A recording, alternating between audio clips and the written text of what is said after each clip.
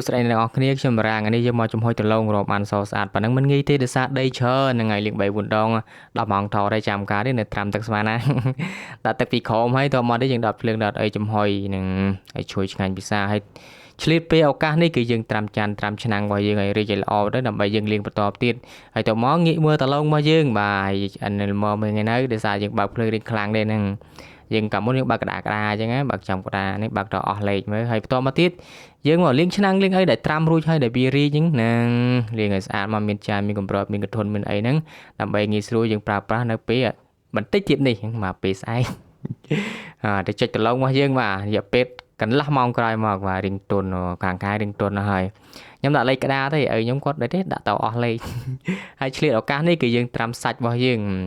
សាច់ខ្លះក៏នៅកន្លះខែមួយខែអញ្ចឹងទៅត្រាំដាក់ដើម្បីយកទៅចៀនបាទចៀនហើយបានថតវីដេអូគឺយើងចៀនសេកហ្នឹងហើយ